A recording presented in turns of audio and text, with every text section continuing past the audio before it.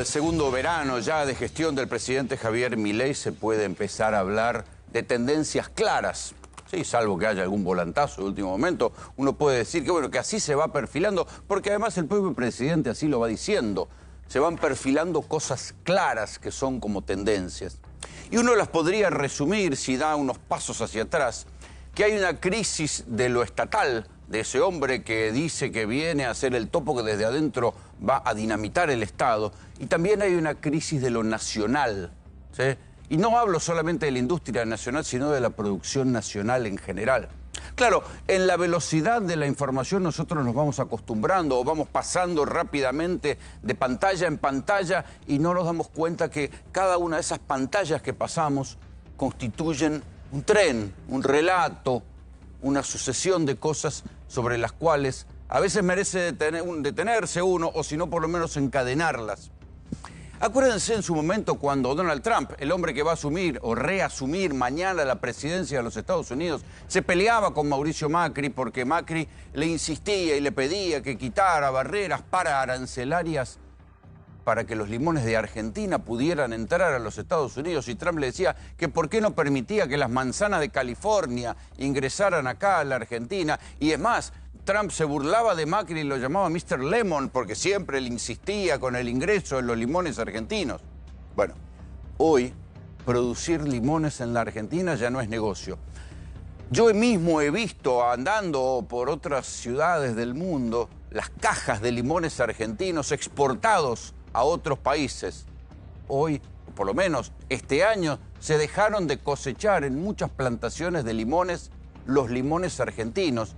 Y no solo eso, hoy por hoy el limón está a 8 lucas el kilo y hay limones que vienen de Chile. Y escuchen bien, es más negocio traer limones de Egipto.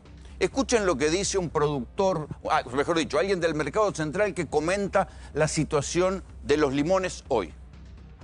El precio del limón se fue al demonio. ¿Qué pasa con el limón, Moyo? Durante el periodo invernal, lamentablemente no se ha podido cosechar el limón, ha quedado en planta debido al bajo precio que ha tenido. Esto se va a normalizar para el mes de marzo.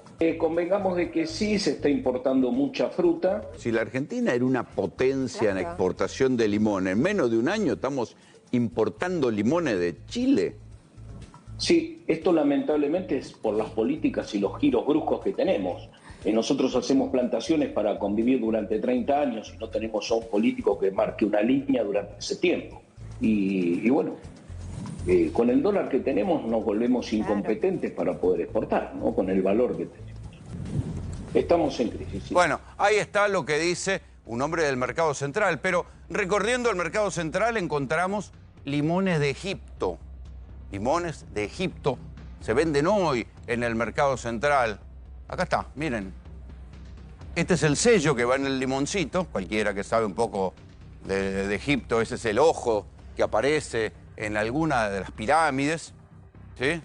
Y esta es la caja de limones Horus, importando limones desde Egipto. No solo eso, al día siguiente nos enteramos que los mangos que se producen en Formosa, a ver, Formosa es una provincia donde el calor hace que sea muy difícil la cuestión de la soja, de la ganadería, es bastante difícil. Y entonces habían encontrado, aprovechando el calor en algunos lugares, habían descubierto que podían tener plantaciones de mango. El mango se da en un árbol, tarda en crecer, había que poner plata, había que invertir.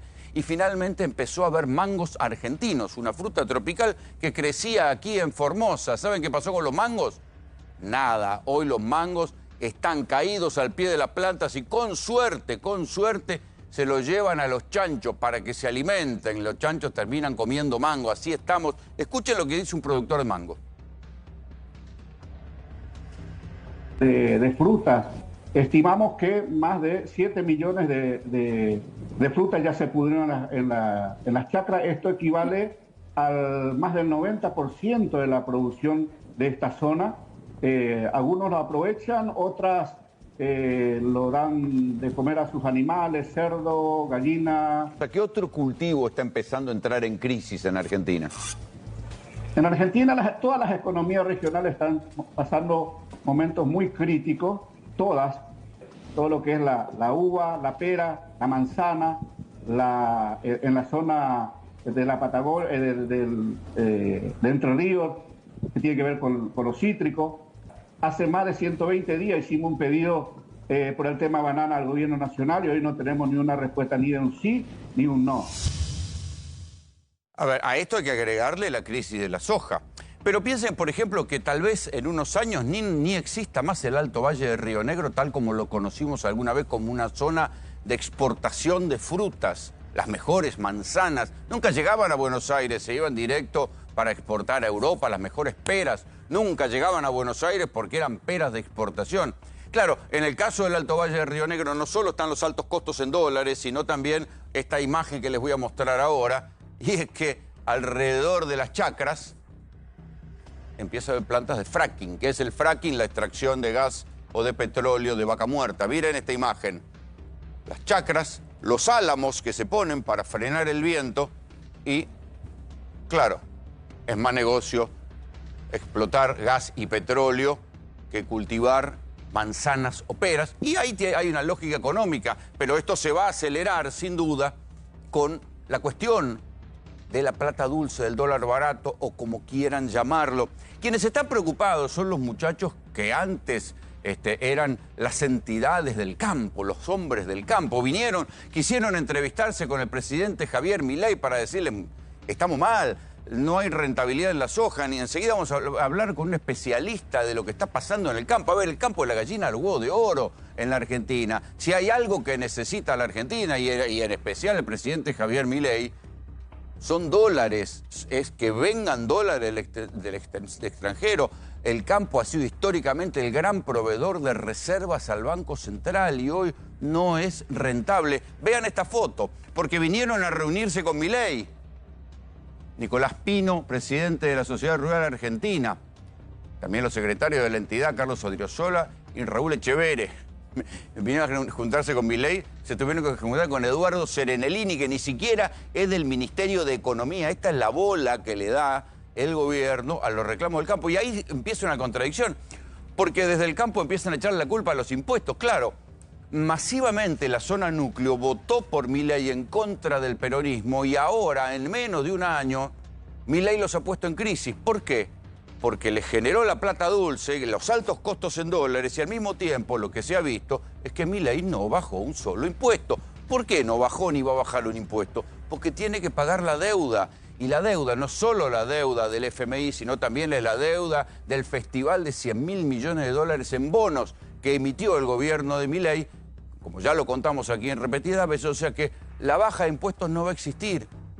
Esta baja de impuestos, fíjense, después se lo podemos contar y lo hemos contado muchas veces acá, recortan los presupuestos y los impuestos atribuidos a esas cosas especiales se siguen cobrando y van a parar a rentas generales.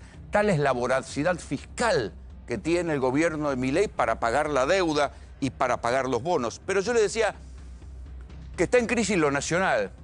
Y lo raro es que está en crisis la producción nacional agraria, esto que yo les mostré, la soja, los grobos, que una empresa que fue desde el 2000 para acá la reina de los purés de siembra, después la compró un consorcio brasileño, y ahí están, la gente protestando cerca de los grobos, porque ahora desconfían, ya no quieren dejarle los granos porque temen que les hagan un pagadiós y empieza a haber esta desconfianza en la cadena de pagos en el campo, donde nunca hubo problemas de guita.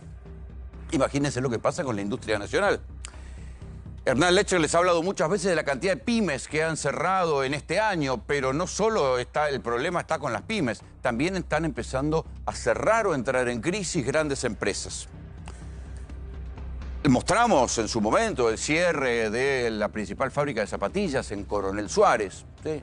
Pero esta semana hubo un tuit extraño de José Luis Espert, veamos, este hombre de La Libertad Avanza, presidente de la Comisión de Presupuesto. Está bien, está peleado con Karina Milei, pero eso son internas libertarias. Piensa como piensa Milei, siempre fue así. Y fíjense lo que dijo Espert. La fabricación o armaduría de autos en Argentina es un robo a mano armada. Habría que importar todos los autos y en las fábricas de autos fabricar cosechadoras, tractores, sembradoras. Claro, pequeño detalle, con esta rentabilidad del campo, mucha cosechadora no van a fabricar, ¿eh? U otros fierros, con otras 4 ruedas encima, mejores salarios para los laburantes. Y a partir de ahí le contestó la gente vinculada a las automotrices, le empezó a contestar diciendo, además todos les contestan con timidez. La Asociación de Fábricas de Autocomponentes, AFAC, ¿sí? Los empresarios de esta asociación dijeron que las declaraciones de Esper fueron realizadas en base a conocimientos distorsionados e incompletos y a ciertos prejuicios que se han arraigado en algunos sectores de la sociedad sobre la industria en general y en particular la automotriz. Si esto lo hubiera dicho un peronista, le hubieran dicho cosas espantosas. Claro, a Milei le tienen miedo, ¿sí? Al gobierno le tienen miedo. Como le tienen miedo a los gobernadores, como le tienen miedo hasta a los diputados opositores, y nadie habla, solo hablan un poquito los sectores interesados. Es más, los sectores del campo no se animan a decir que el problema es el dólar barato, le echan la culpa a los impuestos y dicen bajen los impuestos, y Milei no va a bajar los impuestos y ahí va a quedar empantanada la cuestión. Otros sectores más grandes están incluso enojados con el gobierno. Ya aquí decíamos, bueno, la crítica a la fabricación de autos. Pero piensen en Techint, el mayor consorcio industrial de la Argentina, el que tiene el principal yacimiento de gas y petróleo en Vaca Muerta, la construcción de caños y costura. Bueno, en función de una legislación antidumping, supuestamente, que se conoció esta semana, había varios expedientes antidumping. ¿Qué es el antidumping?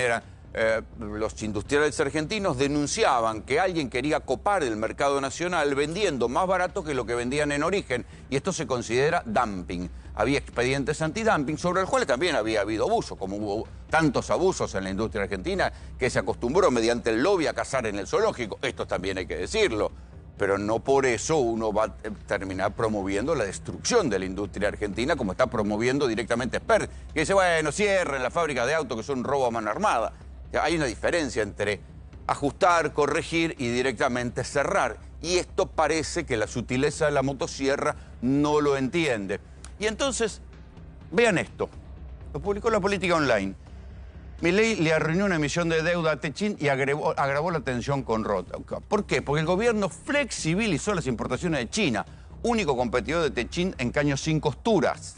¿Sí? Y el Banco Central le arruinó a Tecpetrol una emisión de deuda por 700 millones de dólares. Me quiero detener en la cuestión de China y los caños sin costura. El propio Roca, Paolo Roca, el patriarca de Techint, en una de sus pocas apariciones públicas, había dicho, no estamos en condiciones de abrir la frontera con China.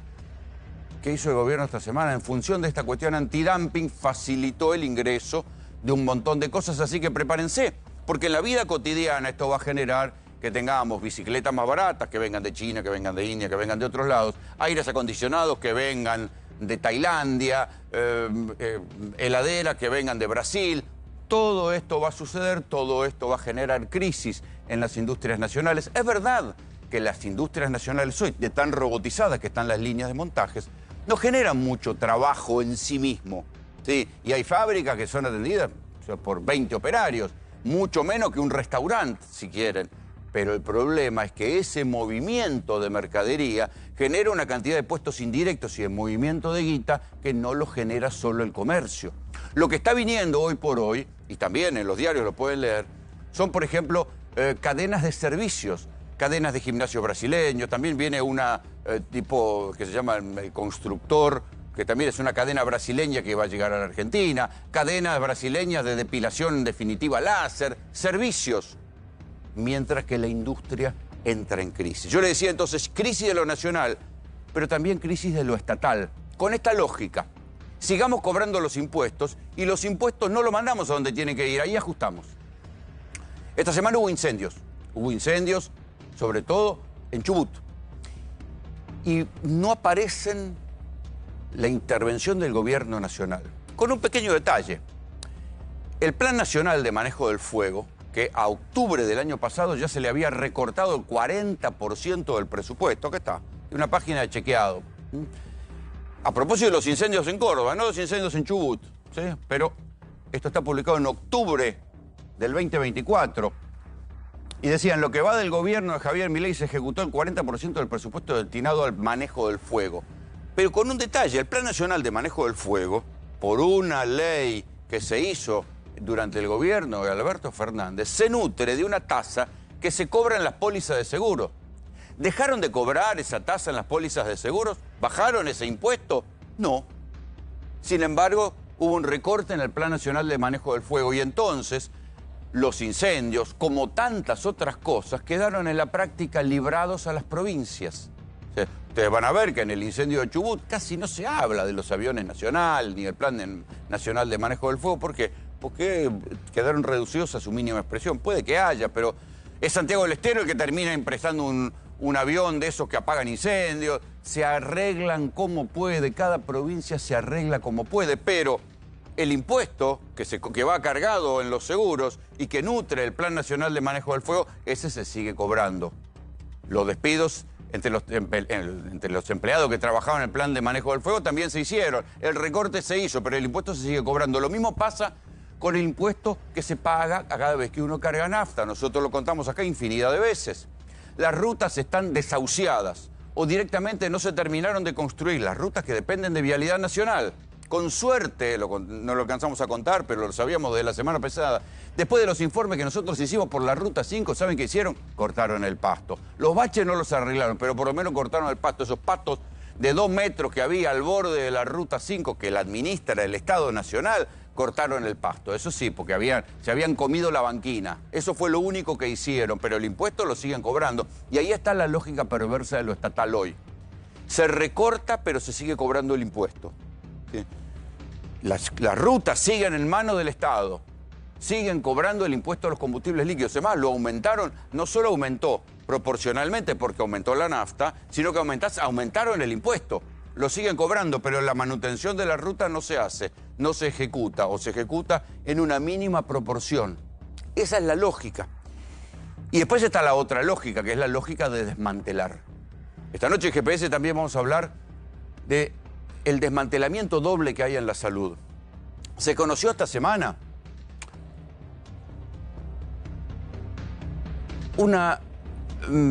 ¿cómo decirlo? Se lo presentó como una ventaja. Los médicos argentinos ahora no van a tener que revalidar sus títulos en ninguna parte del mundo porque son tan buenos que se les homologa automáticamente el título, no van a tener que volver a cursar la carrera de medicina. ¿Cómo se llama esto? Fuga de cerebros. En este caso, no son científicos, sino que son médicos. Los médicos argentinos que, formados en los hospitales argentinos, en las universidades públicas argentinas, los vamos, no ya a exportar, los vamos a regalar al mundo. Éxodo de médicos. Si continúa este ritmo van a estar afectados, dicen desde el Colegio de Médicos de Santa Fe. Los médicos se están yendo de los lugares públicos y si no se van, los echan. Porque esta semana, desde el sistema del Ministerio de Salud, echaron a 1.400 empleados. Entre ellos, varios médicos. La mayor parte de los despidos, ¿dónde fue? En el Hospital Bonaparte, en el ex Senareso, en el lugar donde se armó aquel escándalo cuando lo quisieron cerrar. Y todos decíamos, che, pero si hay algo que hay en la Argentina es una epidemia de adicciones. El mejor centro de referencia nacional en materia de adicciones, el Senareso, ese justamente es el lugar al que querían cerrar. Bueno, no lo van a cerrar, lo están desmantelando de a poco. Van despidiendo a la gente de a poco. Escuché el relato tremendo de una médica que decía, yo puedo ir a laburar a otro lado, pero ¿y los pacientes? ¿Con quién se quedan? Los pacientes que necesitan, que entablan la confianza con un terapeuta, con un profesional, con un psiquiatra, que les da la medicación y los atiende y los escucha y no tienen plata para ir a tratarse a otro lado. ¿Dónde se van a tratar? Y que se arreglen en las provincias, en los municipios, que se arreglen donde puedan. El único dato, fíjense, de alguien que reaccionó para preservar algo de lo público, provino del juez federal Ariel Lijo. Fíjense qué interesante, porque por lo menos alguien que tuvo un poco de dignidad, pese a que es un candidato por el gobierno a ser miembro de la Corte Suprema, el juez Lijo le dijo al gobierno nacional, dejen de desmantelar los espacios de la memoria, dejen de desmantelar los centros clandestinos de detención, aquellos lugares donde hubo centros clandestinos de detención durante la dictadura y que están bajo control del Ministerio de Justicia. El secretario de Derechos Humanos, Alberto Baños, ustedes saben, cerró el Centro Cultural Rondo Conti y en la práctica había dejado sin empleados porque los había ido echando o removiendo varios ex centros clandestinos de detención como el Orleti, como lugares donde se torturaba y se mataba gente que se habían preservado como lugares de memoria por el Estado argentino. ¿Cuál fue la técnica? Bueno, los vamos cerrando, que nadie limpie, y bueno, y después un día veremos qué hacemos con esos lugares. Si pasaba, pasaba, y tal vez hasta los podían poner en venta como parte de las propiedades del Estado Nacional que se venden. El juez Lijo dijo, un momentito, dejen ahí personal idóneo. ¿Por qué el juez Lijo? Porque cuando se va el juez Sergio Torres, le cae a él, como no se designó ningún nuevo juez federal, le cae a él la megacausa ESMA y otras causas de violaciones a los derechos humanos que todavía están en curso. Entonces el juez, el mismo juez que es candidato a ser la Corte Suprema, dijo, un momentito, dejen de desmantelar los centros clandestinos de detención porque eso es parte del Estado y es necesario, es una política de Estado, conservar la memoria de la dictadura.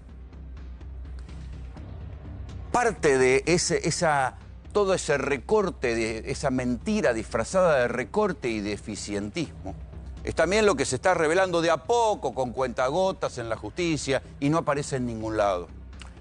El verano pasado, cuando arrancó el gobierno de Javier Milei, nosotros aquí desde este programa nos horrorizábamos con lo que habían hecho en la DADSE, la Dirección de Necesidades Especiales, que dependía en aquel momento del Ministerio de Capital Humano y que después se la tiraron al Ministerio de Salud, pero que para el caso es lo mismo. Hicieron el viejo truco ese que hacen siempre. Dijeron que había un curro, que habían encontrado una auditoría, se presentaron a la justicia, le cortaron los medicamentos a la gente que necesitaba medicamentos oncológicos, para el ELA, para enfermedades complejas, gente desahuciada por el sistema de salud. Les cortaron los medicamentos a todos. 2 fiscales dijeron no hay delito, siguieron sin dar los medicamentos hasta que finalmente, hace un par de semanas antes de que arrancara la feria, la justicia federal le dijo, basta, denle los medicamentos a la gente. En el medio, ¿saben qué pasó? Se murieron. Un montón de personas que necesitaban esos medicamentos se murieron. Son anónimos, no aparecen en ningún lado, pero se murieron. Entonces, el desmantelamiento del Estado tiene estas consecuencias. Claro, no forman parte del relato oficial de un presidente que se jacta de los despidos, del recorte y de una sociedad que lo aplaude. Pero las consecuencias están. Bienvenidos, esto es GPS.